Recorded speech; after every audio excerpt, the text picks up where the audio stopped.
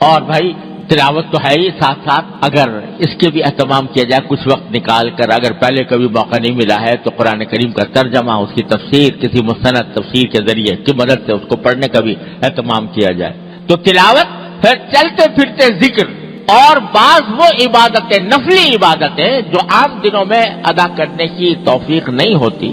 رمضان کے اندر اس کا اہتمام کر لیا جائے۔ مثلا آخر شب میں تہجد پڑھنے کا عام دنوں میں اگر موقع نہیں ملتا، یہ توفیق نہیں ہوتی، تو سحری کے لیے تو انسان اٹھتا ہی ہے،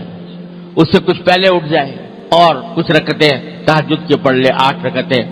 6 پڑھ لے، 8 پڑھ لے، اچھا ہے کہ 8 پڑھ لے۔ عام دنوں کے اندر تراویح کے بعد، مغرب کی نماز کے بعد 6 رکعتیں مسنون ہیں، یعنی نفلی عبادت نہیں عام دنوں میں موقع ملتا، اب پڑھ لے۔ اشراق کے بعد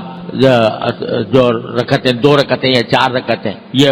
عام دنوں میں موقع نہیں ملتا، اس میں پڑھ لے۔ اور چلتے پھرتے ذکر، فضولیات سے اجتناب، فضول کام سے، فضول محفلیں جمی ہوئی ہیں، باتیں ہو رہی ہیں، گپ شپ ہو رہی ہے، اس سے اپنے آپ کو بچائیں، اور زیادہ سے زیادہ اللہ تبارک و تعالیٰ کے ذکر میں، اللہ تعالیٰ کی یاد میں، اللہ تعالیٰ کی عبادت میں گزارنے کی